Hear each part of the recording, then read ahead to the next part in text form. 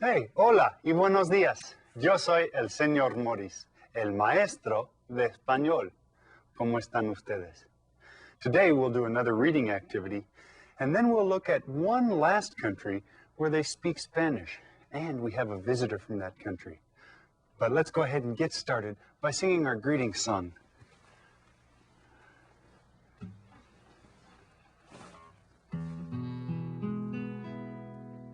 Canten conmigo. Hola, hola, buenos días, bienvenidos, ¿cómo están? Todos juntos ya estamos listos para aprender. Muy bien cantado. Now, as I said, we'll start today's lesson with a reading activity. So I'd like all of you to get ready by reviewing this video. Ahora, pongan atención y repitan todos. A, B, C, Che, D, E, F, G, H, I, J,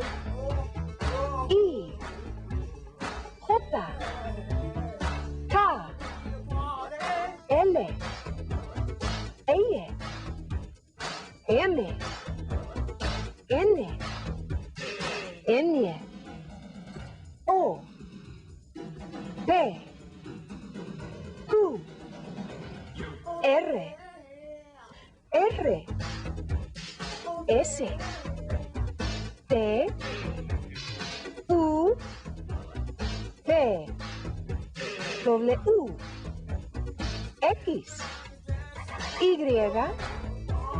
Z. Hey, a new alphabet today, huh? Well, I tell you what, now let's see how you're doing on your reading skills. Now remember to always pronounce the vowels clearly. Sometimes in English we get lazy if the vowel isn't stressed, but in Spanish it is important to always say each vowel clearly and completely. Let's start off with this word. Can you see it there? Let's see. B-E, B-E con acento. And remember that acento means we stress that second one. Can anyone read this word?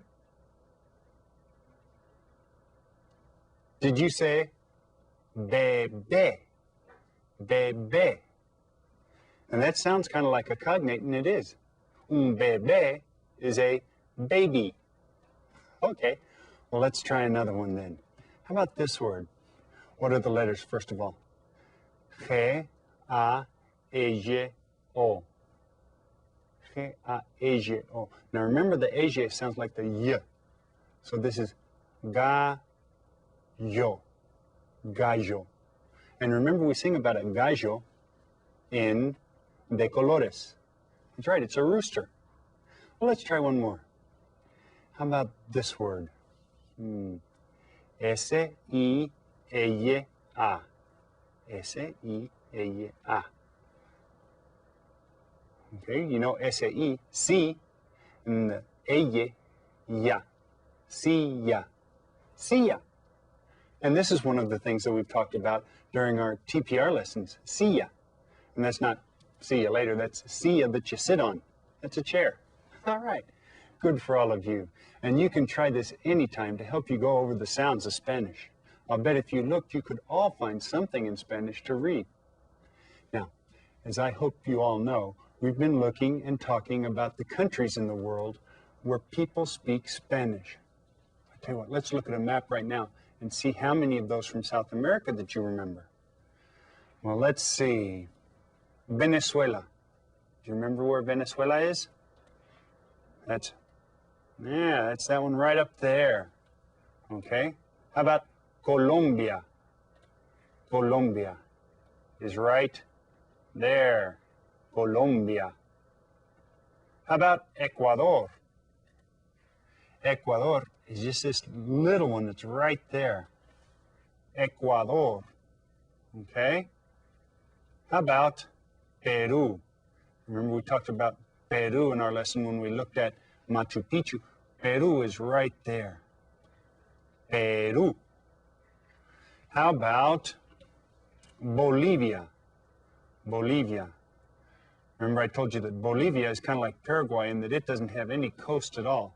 This is Bolivia here.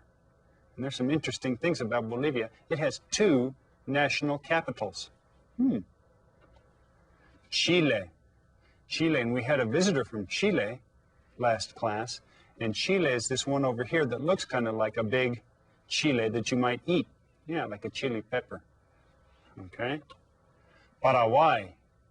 Well, hopefully you all remember where Paraguay is because I brought all of those things to show you. Paraguay is right here in the center of South America, and it's landlocked also. There are no coasts in Paraguay. How about Argentina? Argentina. Well, that's this one down here. And Argentina, down here at the southern part, is really pretty close to Antarctica. Yeah, if you go down there, you might even see some penguins swimming around. Okay? And finally, how about Uruguay? And Uruguay and Paraguay both end with the same sound, don't they? Uruguay is this little one right there. Yeah, that's that little country right there. Now, as I told you last class, there's another country in the world where a lot of people speak Spanish. Now, Spanish is not the official language of this country, but still a lot of people speak it, and a lot of people study it. Does anyone want to take a guess at what country I'm talking about? It's the United States of America, right here, our own country. That's right. And you may even know someone who came from a Spanish-speaking country and lives here in the United States. If you do know anyone from a Spanish-speaking country, you can practice your Spanish with them and ask them all sorts of questions about where they're from. Sometimes if you ask them, ¿Cómo te llamas? Now they may answer you with a really long name. And let me take a minute to tell you about how Spanish-speaking people get their long names. A person will usually have 2 names, like me. Robert is my first name, and Scott is my middle name. Then I use my father's last name, Morris. Okay? But if I was telling my name to a Spanish speaker, I would follow that by my mother's last name, Peters. So I would say my name is Robert Scott Morris Peters. Okay, you see how that goes? Now my wife is named Karen Elaine. Okay? Her father's last name is Samaniego. And her mother's maiden name was Maristine. So her name before she got married was Karen Elaine Samaniego Maristine. Well, once she married me, she dropped her mother's maiden name and took on my last name and became Karen Elaine Samaniego de Morris Peters. Or if she wanted to, she could even keep her mother's maiden name and be Karen Elaine Samaniego Maristine de Morris Peters. The de in there indicates that she is married. Okay. My son, Gregory, is named Gregory Jose. And he takes his father's last name, Morris, and then his mother's father's last name to become Gregory Jose Morris Samaniego. So sometimes the last name for people from the same family look a little bit different. But hearing a name, the whole name, really lets you know something about a person's family tree. Try to figure out how you'll tell someone your name using this system. Okay, now here is where some of the larger Spanish-speaking populations are in the United States of America. Aquí están los Estados Unidos de América. And some of the larger Spanish-speaking populations are found, well, here in Texas, Nuevo Mexico, New Mexico, Arizona, California. There are a lot down here in Florida. Yeah. So there are a lot around here. There are also a lot up here in Nueva York. New York has a lot of Spanish-speaking people. Okay? Estos son los centros de población en los Estados Unidos Americanos. Can you guess what these words mean? Centros de población. They're cognates. Centros is centers, and población is population. So these are the population centers in the United States. We have with us today a visitor who's from the United States of America and was raised speaking Spanish in her home. She has a lot to tell us and some insights that we might not understand. So ahora, presten atención todos. We have with us today Guadalupe Gonzalez. Thank you for being with us. Gracias. My pleasure. Guadalupe was born and raised here in the United States, but she is bilingual. She speaks both English and Spanish. Now, how is it that you learned Spanish? Did you go to a special school, or how did you learn Spanish, Guadalupe? I guess you can kind of say that. My home was my special school. Uh-huh. Yes, I grew up speaking English and Spanish because my parents were speaking to me in Spanish. And I'm assuming that when I was growing up, when my brothers and sisters were going to school, I was still at home and they would come home and teach me English. Oh. So you kind of grew up speaking both languages Yes. at the same time? Mm-hmm. Wow, that's great. Well, when you started school then, when you entered school, you were probably limited in your ability to speak English. Did you go into a special class to help you learn English?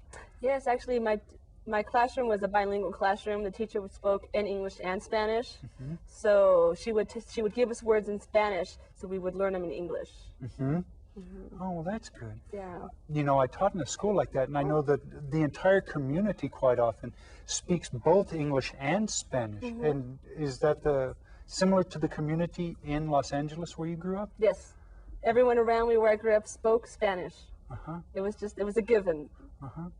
Now, in this unit, we're talking about family and family relationships. So could you tell us how many people are there in your immediate family? Including my mother and father, there's 9. 9. So you are 7 brothers and sisters. Yes. And you are the youngest, the oldest? I'm 6th in line. The 6th out of 7. Yes. So your older brothers and sisters helped you learning Yes. English as you were growing up. That's great. Well, now, if you have 7 children, how many aunts and uncles do you have? Ooh. I'm guessing it's probably about, give or take, 16 in the United States. Wow, that's quite a few. So not even an idea how many cousins you might have? Oh, over 20. A lot. Yeah. Well, that's great. Well, now, you grew up, your parents were speaking Spanish to you mostly. Yes. And you grew up here in the United States, but did you grow up eating meatloaf and fried chicken and hamburgers like I did?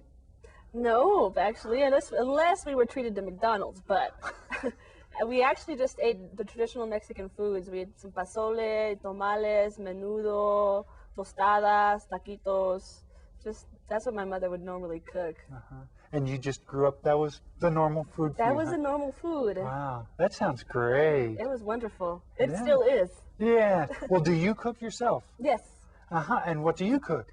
I try to make, some taquitos. There's some really simple stuff. The menudos might be a little too difficult for me right now. Uh-huh. Wow, that's great. We really appreciate your coming and taking this time to be with you.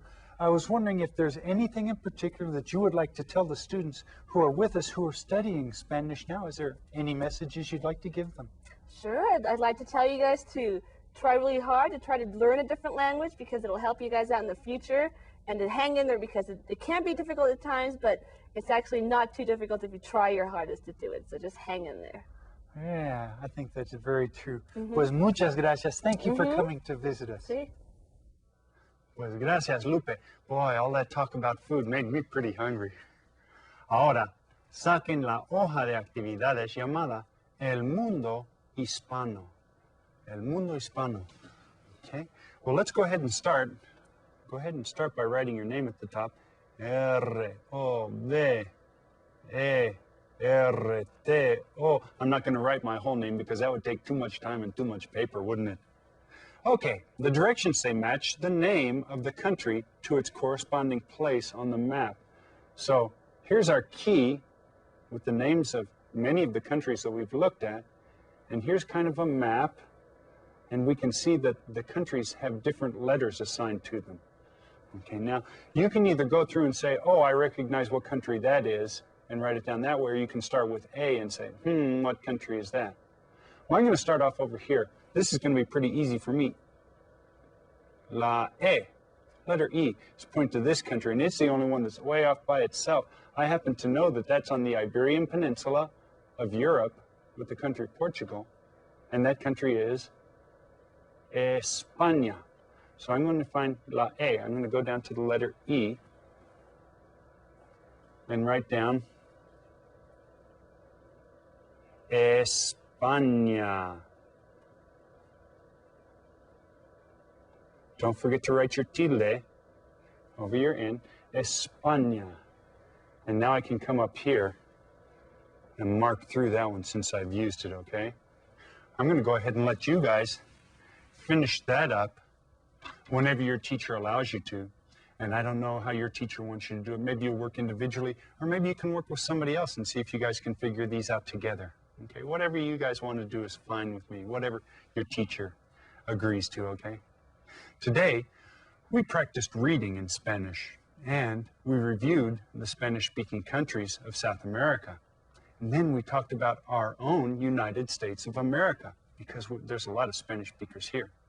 We even had a visitor from California, and that was Lupe, and she did a great job. Then we did our activity sheet. Wow, that's a lot, isn't it? Next class will be our review lesson for this unit. We'll review all of the things that we've been talking about in this unit, including family relationships and the Spanish-speaking countries of the world, all of them that we talked about. Now, next class, we won't be playing Loteria, okay, but we do have a pretty good activity sheet I think you guys will enjoy. Pero saben que ya es hora de despedirnos. For our goodbye song today, let's do something a little bit different. Something that you may be doing every day in your class so that you will probably recognize.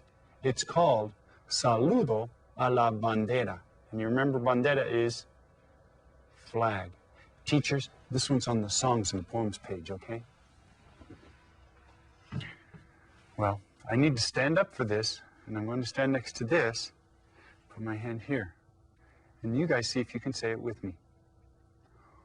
Juro fidelidad a la bandera de los Estados Unidos de América y a la república que representa una nación bajo Dios, indivisible, con libertad y justicia para todos. Okay, can you guys figure out what I just said? Do you know what that is? Okay, that's right. It's the Pledge of Allegiance in Spanish. Okay, let's try it one more time and see if you can figure out how the words matched up. You ready? Juro fidelidad a la bandera de los Estados Unidos de América y a la república que representa una nación bajo Dios, indivisible, con libertad y justicia para todos. There. Now you've got something new that you can practice every day in your classes in Spanish. Okay? Now remember, we're going to be reviewing next class, so if you get a chance to look over the family members and the countries that we've been talking about so far in this unit, it'll make it much easier for us in our review lesson, and you guys will do really well on the evaluation. So if you get a chance, look those over. Until we meet again next class, adiós y hasta luego.